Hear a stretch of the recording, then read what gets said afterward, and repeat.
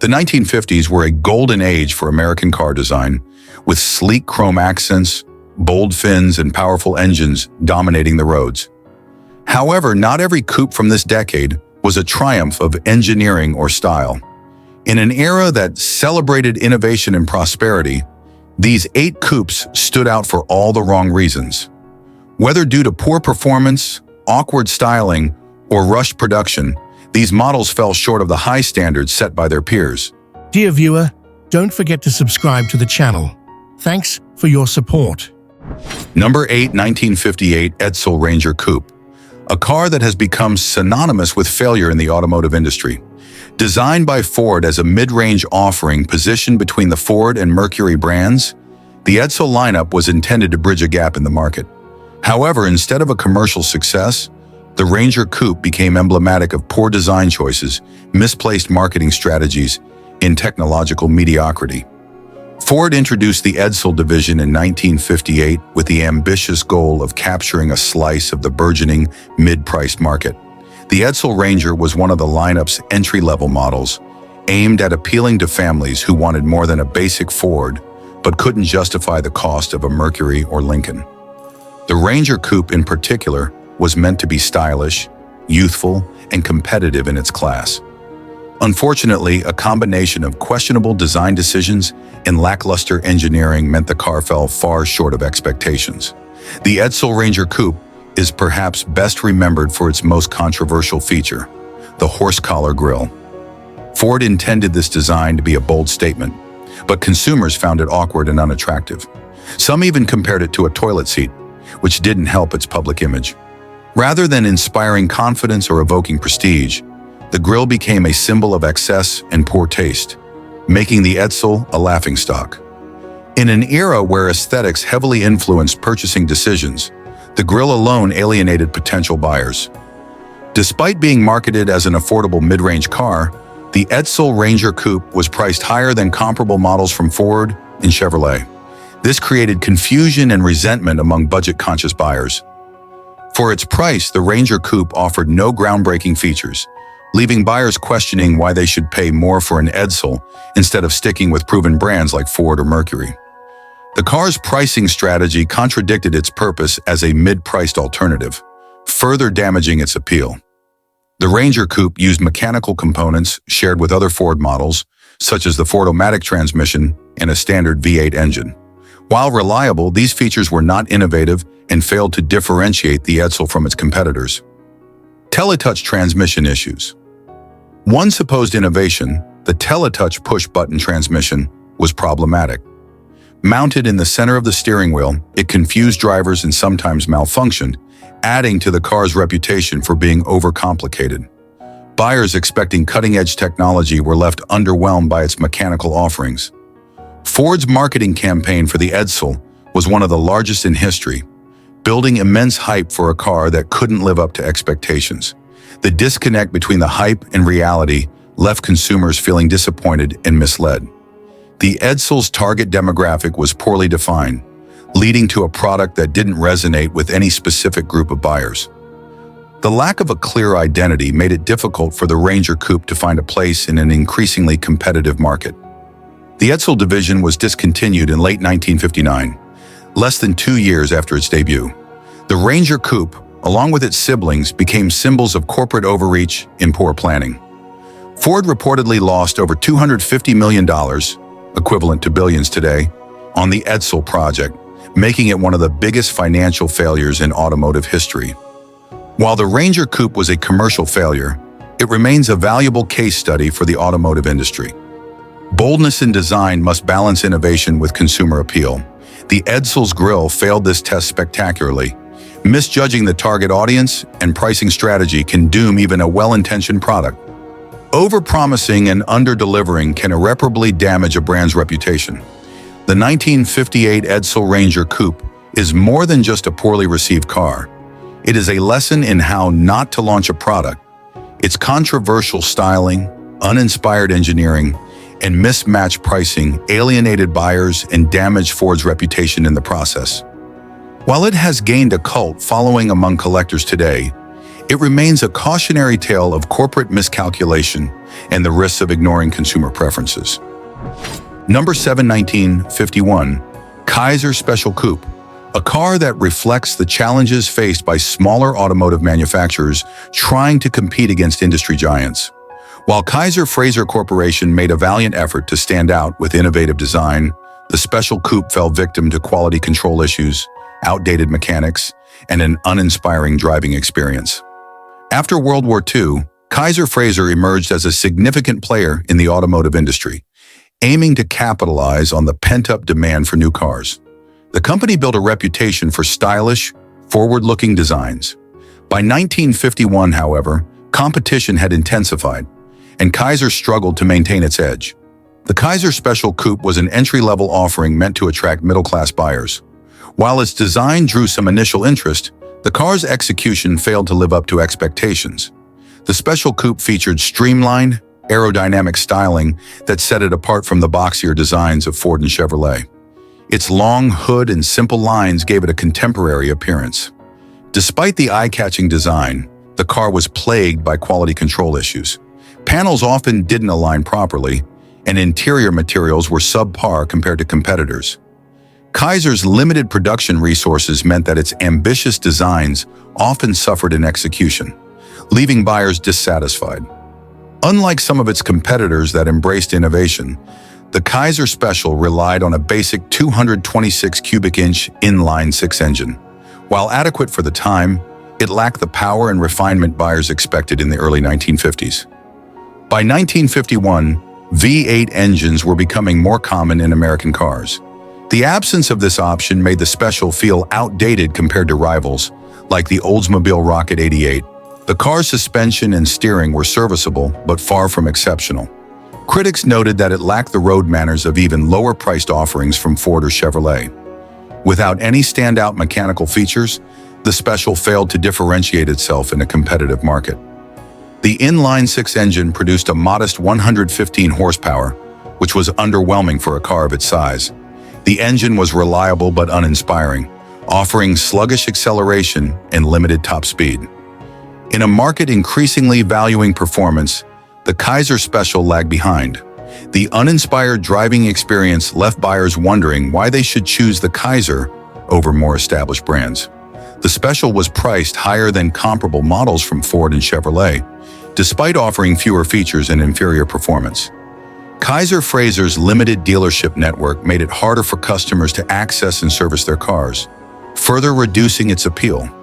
Smaller manufacturers like Kaiser Frazer struggled to compete with the economies of scale enjoyed by the big three automakers, putting them at a significant disadvantage. By the mid-1950s, Kaiser Frazer was struggling to stay afloat. The 1951 Kaiser Special Coupe, while not a complete disaster, highlighted the company's inability to keep pace with the industry's rapid evolution. By 1955, Kaiser Frazer ceased domestic production, and the once promising brand faded into obscurity. The Kaiser Special Coupe serves as a reminder of the challenges faced by smaller manufacturers in a highly competitive market. Its story teaches us several key lessons. Innovative design must be matched by high-quality manufacturing to succeed. Falling behind on technology and performance can render a product irrelevant, even if it looks good. In an industry dominated by giants, offering better value is essential to carve out a niche. The 1951 Kaiser Special Coupe was an ambitious attempt to create a stylish and affordable car. However, its quality issues, outdated mechanics, and uninspired performance left it struggling to win over buyers. While Kaiser Frazer deserves credit for its innovative spirit, the Special Coupe remains a cautionary tale of how ambition without proper execution can lead to failure. Number 6, 1956 Studebaker Flight Hawk Coupe, a car that exemplifies the struggles of mid-century American automakers trying to balance affordability, design, and performance. While the Flight Hawk aimed to provide a budget-friendly option for buyers looking for a stylish coupe, it fell short in crucial areas, including performance, features, and market appeal. By the mid-1950s, Studebaker was in dire straits. The company faced increasing competition from the big three automakers, Ford, General Motors, and Chrysler, which had the resources to outcompete smaller manufacturers on price, technology, and marketing. The Hawk series, introduced in 1956, was part of Studebaker's effort to revive its fortunes. While the Golden Hawk was positioned as a performance-oriented flagship, the Flight Hawk was the entry-level offering. Designed to appeal to budget-conscious buyers, the Flight Hawk shared the same basic body as its more expensive siblings, but cut corners to keep costs down. The Flight Hawk came equipped with a 170 cubic inch inline six-engine producing just 101 horsepower. While adequate for basic transportation, this engine paled in comparison to the V8s offered by competitors like Chevrolet and Ford. Unlike other Hawk models, the Flight Hawk did not offer a V8 upgrade. This decision limited its appeal to buyers seeking even modest performance. With its small engine and relatively heavy body, the Flight Hawk struggled to deliver a satisfying driving experience. It was noticeably slower than most of its rivals. For a coupe aimed at younger, style-conscious buyers, this lack of performance was a significant drawback. To keep costs low, Studebaker skimped on interior features. The cabin was Spartan, with basic materials and a lack of the amenities found in similarly priced competitors. While the body styling, derived from Raymond Loewy's earlier Studebaker designs, was sleek and aerodynamic, the lack of chrome trim and other embellishments made the Flight Hawk look plain compared to more luxurious rivals. Limited appeal. Buyers looking for a budget coupe often wanted a car that still felt aspirational. The Flight Hawk's bare-bones approach left many feeling it was simply too basic. While the Flight Hawk was cheaper than its siblings, it wasn't significantly less expensive than more powerful and better-equipped cars from other manufacturers. In 1956, the mid-price coupe segment was crowded with models like the Chevrolet Bel Air, Ford Fairlane, and Plymouth Savoy, all of which offered more powerful engines and better-equipped interiors for similar money. By the mid-1950s, Studebaker was viewed as an underdog brand struggling to survive. This perception hurt the Flight Hawk's ability to attract buyers, as many questioned the long-term viability of the company. The Flight Hawk was discontinued after just 1 year of production. Its sales failed to meet expectations, and its shortcomings reflected the broader challenges faced by Studebaker. The company would continue to produce cars into the 1960s, but it never recovered its position as a major player in the industry.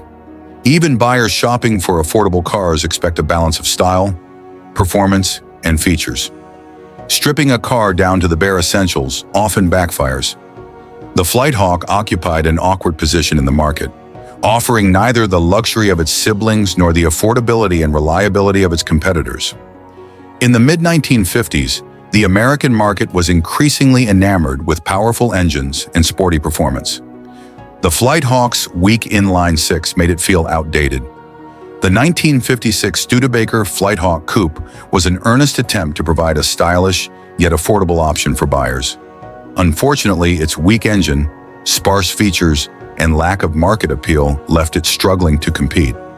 The Flight Hawk serves as a reminder that cutting costs without delivering value is rarely a successful strategy in the automotive industry. Number 5, 1953 Chevrolet 150 Business Coupe. A car that prioritized economy to the point of becoming one of the least memorable models in Chevrolet's history. While it served a specific purpose, offering affordable utilitarian transportation, it did so at the expense of style, comfort, and performance. The early 1950s were a time of transition for the American auto industry. The post-war boom was in full swing, and automakers were competing to meet the growing demand for stylish, powerful, and comfortable vehicles. Chevrolet, a dominant player in the market, offered a wide range of models to cater to different buyer needs. At the bottom of Chevrolet's 1953 lineup was the 150 series, aimed at budget-conscious buyers like small business owners and fleet operators. The Business Coupe was the most utilitarian of the group, designed for practicality rather than luxury or performance. The 150 Business Coupe featured an interior stripped of nearly all non-essential amenities. Buyers were greeted with vinyl bench seats, minimal trim, and a dashboard devoid of even basic conveniences like a radio or clock, which were optional extras. The focus on cost-cutting meant that the interior felt more like a work vehicle than a personal car. The absence of soundproofing and basic creature comforts made long drives an exercise in endurance. The interior served its purpose for business owners who needed a practical car, but it offered little appeal for everyday buyers looking for style or comfort. The Business Coupe came equipped with Chevrolet's 216 cubic inch Blue Flame inline-six engine, producing 92 horsepower. While reliable, this engine was underpowered, especially in a market increasingly drawn to V8 performance. The engine's sluggish acceleration and lack of top-end power made the car feel outdated, particularly as competitors began offering more spirited driving experiences. A 3-speed manual transmission was standard, but it didn't do much to enhance the car's performance, instead emphasizing the no-frills, utilitarian nature of the vehicle. For buyers who prioritized economy, the engine sufficed, but for those seeking even modest performance, it fell short.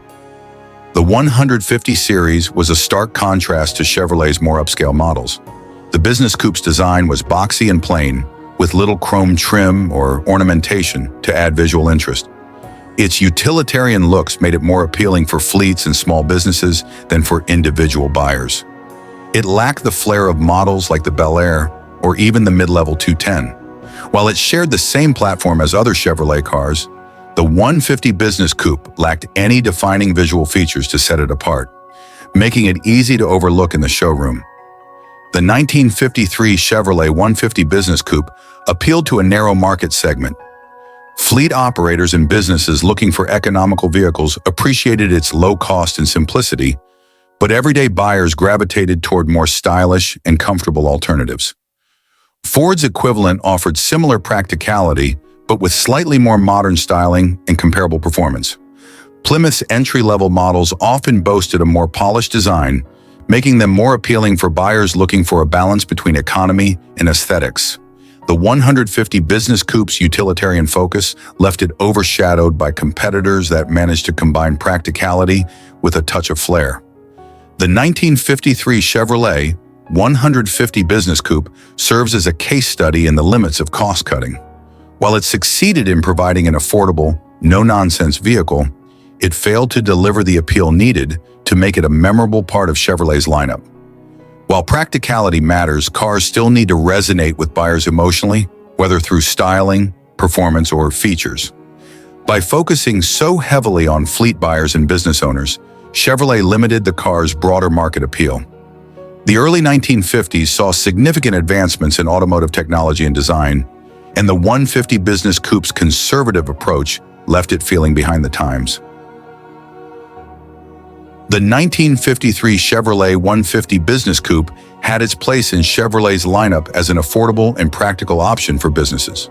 However, its lack of comfort, uninspired design, and underwhelming performance ensured it would be remembered more for its function than its form. Number 4, 1954 Plymouth Savoy Club Coupe, a vehicle that epitomized the concept of average in the 1950s automotive world. While Plymouth aimed for a broad appeal with the Savoy, it ultimately fell short due to uninspired styling and lackluster performance, leaving it outpaced by competitors that were either sportier, more luxurious, or both. Plymouth in the 1950s was Chrysler's answer to entry-level buyers, competing against Chevrolet and Ford for dominance in the mass market segment.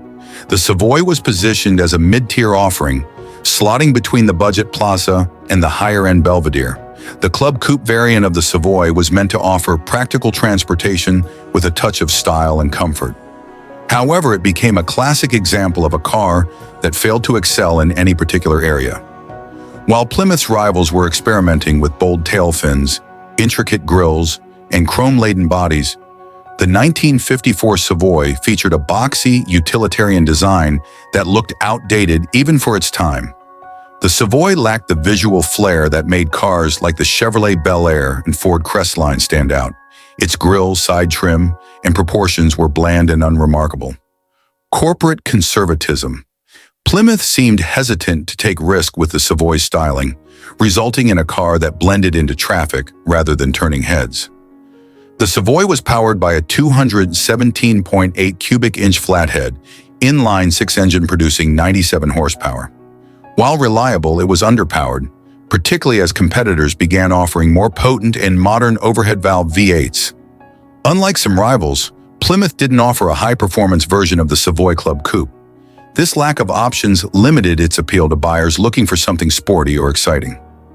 By 1954, flathead engines were becoming outdated. Plymouth's insistence on using this technology left the Savoy feeling sluggish compared to the more powerful and responsive engines offered by Chevrolet and Ford. With its sleek styling and available V8 engine, the Bel Air was more desirable than the Savoy for buyers seeking both performance and style. Ford's lineup in 1954 included bold designs and the newly introduced Y-Block V8, giving it a significant edge over Plymouth in both performance and aesthetics. Even smaller brands like Studebaker and Nash were producing cars with more innovative designs and features, further diminishing the Savoy's appeal. The 1954 Plymouth Savoy Club Coupe struggled to capture the attention of buyers in a rapidly evolving market. Its safe but uninspiring approach didn't generate excitement, and it was overshadowed by competitors offering better styling, more powerful engines, and a stronger overall. While it sold reasonably well due to its practicality and Chrysler's reputation for reliability, it failed to make a lasting impression and is rarely remembered as a standout vehicle of its era. By playing it safe with the Savoy's design and engineering, Plymouth missed an opportunity to capture the growing market for stylish and exciting cars. The lack of a compelling powertrain option hurt the Savoy's appeal, especially as American buyers in the 1950s increasingly gravitated toward powerful V8s. In a crowded market, a car needs to stand out. The Savoy's bland styling and modest performance left it overshadowed by more ambitious competitors. The 1954 Plymouth Savoy Club Coupe was a practical, reliable vehicle, but it offered little to excite buyers or set itself apart in a highly competitive market. Its uninspired design and underwhelming performance made it a serviceable but forgettable choice, marking it as an example of how caution can sometimes lead to irrelevance. Number 3, 1952, Henry J. Corsair Coupe. A car born out of an ambitious attempt by Kaiser to produce a truly affordable automobile. While well-intentioned, the Henry J. Corsair Coupe's severe cost-cutting measures resulted in a vehicle that fell short in nearly every category, from design to practicality, ultimately proving that affordability alone isn't enough to win over buyers. Kaiser, a post-war automaker, aimed to carve out a niche by targeting budget-conscious buyers. The Henry J, introduced in 1951, was designed as an inexpensive and fuel-efficient car that could be sold to a growing market of families and first-time car buyers. To achieve its low price point, the company made significant sacrifices in design, features, and performance. The Corsair was a slightly upgraded trim of the Henry J, but even these enhancements did little to overcome its fundamental shortcomings. The interior of the Corsair was as bare bones as it got. It lacked a glove box, armrests, and even a trunk lid. Access to the trunk required folding down the rear seat. The cabin was cramped, with limited legroom and headroom, making it uncomfortable for adults, especially on longer trips. To keep costs down, interior materials were cheap and uninspired, giving the car a distinctly budget feel that alienated potential buyers. The Henry J. Corsair was powered by a 2.6-liter inline-4 engine that produced just 68 horsepower. It struggled to move the car with any sense of urgency and made highway driving a chore. The car's suspension and handling were basic at best, providing a bumpy, noisy ride that felt outdated even by early 1950s standards. While fuel efficiency was a selling point, the engine's lack of power and refinement made it feel like a compromise buyers weren't willing to make. The Henry J's styling was plain and uninspired, lacking the flair of its competitors. Its small, stubby proportions made it look awkward rather than appealing. To save costs, Kaiser omitted a trunk lid, forcing owners to access the cargo area by folding down the rear seat, an inconvenience that baffled buyers. Rival cars like the Chevrolet 150 and Ford Mainline were larger, more stylish, and came with more features, making the Henry J look unappealing in comparison. The Henry J Corsair was marketed as a budget solution, but its compromises alienated many buyers. While some appreciated its affordability and fuel efficiency, most viewed it as too Spartan, underpowered, and unattractive. Sales dwindled after an initial surge, and by 1954, The entire Henry J line was discontinued. The car's shortcomings, combined with Kaiser Fraser's financial struggles, meant that the Corsair Coupe failed to establish itself as a viable long-term option in the competitive automotive market. The Henry J Corsair Coupe serves as a cautionary tale about the risks of excessive cost-cutting. Buyers want affordability, but not at the expense of comfort, performance, and convenience. The Corsair failed to strike this balance. Even budget cars benefit from thoughtful, attractive styling. The Corsair's uninspired look made it a tough sell in an era where design played a significant role in purchasing decisions. Omitting basic features like a trunk lid may save costs, but it also alienates buyers by making the car less functional. The 1952 Henry J Corsair Coupe was a well-meaning attempt to provide an affordable car for post-war buyers, but its extreme cost-cutting measures resulted in a product that felt incomplete and unappealing. While it briefly captured attention for its low price, it ultimately failed to deliver the value and appeal needed to thrive in a competitive market. Number 2, 1957 Dodge Custom Royal Coupe, a car that exemplified the exuberance of late 1950s automotive design. With its oversized tail fins and an abundance of chrome, it looked every bit the flashy vehicle of the era. Unfortunately, beneath the surface, the Custom Royal Coupe failed to deliver on its visual promise, plagued by build quality issues and average performance. The late 1950s were defined by a more-is-more approach to car design, heavily influenced by the jet age and America's post-war optimism. Chrysler's Dodge division, under the guidance of design legend Virgil Exner, introduced the forward-look styling language, which emphasized long, low, and wide vehicles adorned with dramatic tail fins and chrome accents. The 1957 Dodge Custom Royal Coupe was the flagship of the lineup, intended to embody cutting-edge style and performance. While it succeeded visually, its execution left much to be desired. The Custom Royal's massive tail fins were a hallmark of the era, but their exaggerated size made the car look almost cartoonish. Instead of sleek sophistication, it veered into garish territory. Chrome was everywhere, on the grille, bumpers, side trim, and even the taillight bezels. While meant to convey luxury, the abundance of shiny trim bordered on overkill, detracting from the car's overall design coherence. Despite its bold presence, the Custom Royal's proportions, especially its long overhangs, made it appear bulky and unbalanced. One of the car's most notorious flaws was its tendency to rust prematurely. Dodge's 1957 models were infamous for their poorly treated steel and insufficient rust-proofing, leading to serious durability concerns. Panel gaps, poorly aligned trim, and inconsistent paint quality were common complaints, tarnishing the car's image as a premium offering.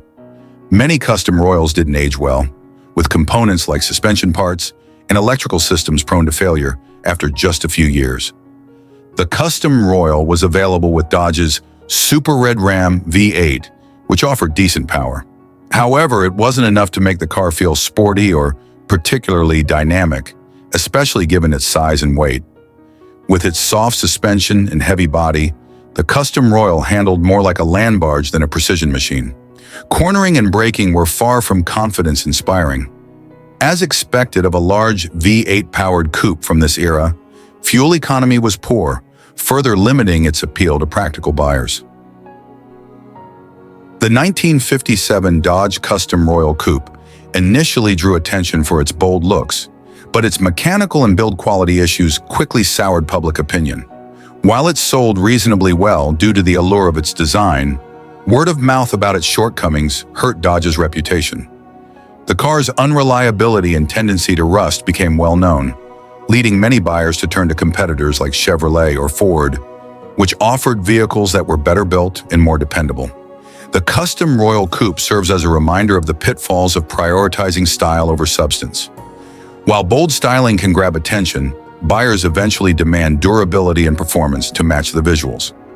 No matter how visually appealing a car is, reliability issues will always hurt its reputation in the long run. Successful vehicles strike a balance between style, performance, and build quality.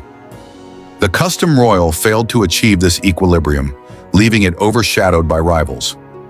The 1957 Dodge Custom Royal Coupe epitomized the exuberance of 1950s automotive design, but ultimately fell victim to its own excesses. Its oversized fins and chrome-heavy styling couldn't compensate for its subpar build quality and uninspiring performance, making it a cautionary tale and overemphasizing form over function. Number 1, 1950 Chevrolet Fleetline Deluxe Coupe, a vehicle that highlights the challenges of sticking to outdated trends in a rapidly changing automotive market. Despite Chevrolet's strong reputation for reliability and affordability, the Fleetline Deluxe Coupe failed to resonate with buyers due to its aging fastback styling and underwhelming performance. Introduced in the early 1940s, the Chevrolet Fleetline series became a favorite for its streamlined fastback design, which was fashionable during the pre- and post-war years. Its sleek roofline and aerodynamic silhouette appealed to buyers looking for modernity at an affordable price. However, by 1950, the market had shifted. Buyers were gravitating toward fresher, more squared-off designs that emphasized practicality and space. Fastback styling, once cutting-edge, had fallen out of favor, making the Fleetline appear outdated. The fastback design of the Fleetline, with its sweeping roofline and sloping rear, was a holdover from the 1940s. By 1950, most competitors were transitioning to boxier, more upright profiles that maximized interior space and cargo room. Rivals like the 1950 Ford Custom Deluxe featured crisp, clean lines that felt contemporary, while the Fleetline looked like a relic of a bygone era. Chevrolet's 216 cubic inch Blue Flame inline-six engine was a reliable workhorse but lacked excitement. Producing just 92 horsepower, it struggled to move the Fleetline's weight with any vigor. The Fleetline was far from sporty, with acceleration and top speed that lagged behind rivals equipped with newer, more powerful V8 engines. The engine relied on splash lubrication, an older technology that was increasingly seen as outdated compared to the pressurized oiling systems used by competitors. While the fastback design looked sleek, it compromised rear headroom and trunk space, making the Fleetline less practical than its rivals with upright rooflines and larger trunks. The sloping rear created blind spots that made driving more challenging, a significant drawback for a vehicle aimed at mainstream buyers. The 1950 Ford lineup, particularly the Custom Deluxe, offered fresh styling, a flathead V8 engine, and competitive pricing, drawing buyers away from Chevrolet's aging designs. Chevrolet's own more upright designs, such as the Style line, overshadowed the Fleetline. Buyers favored the Style line's more practical and contemporary look over the Fleetline's dated aesthetic. The 1950 Chevrolet Fleetline Deluxe Coupe sold reasonably well, but it was clear that its best days were behind it. By 1952, Chevrolet phased out the Fleetline series entirely, recognizing that the fastback trend no longer aligned with consumer preferences. While the Fleetline's styling earned it some nostalgia among classic car enthusiasts, its shortcomings in performance, practicality, and modernity make it a lesser-regarded entry in Chevrolet's history. Automakers must adapt to changing tastes, as clinging to outdated styles can render a vehicle irrelevant in the marketplace. Even in affordable segments, powertrains must balance reliability with sufficient performance to meet consumer expectations. Practicality sells. Styling alone is rarely enough. Buyers demand vehicles that also offer practicality and comfort. The 1950 Chevrolet Fleetline Deluxe Coupe illustrates what happens when a once popular design fails to keep pace with evolving market demands. While it was a competent and reliable vehicle, its dated aesthetics and lackluster performance left it overshadowed by more modern and practical rivals. Thank you for listening, and I welcome your thoughts on the Fleetline or any questions about Chevrolet's design philosophy during this period.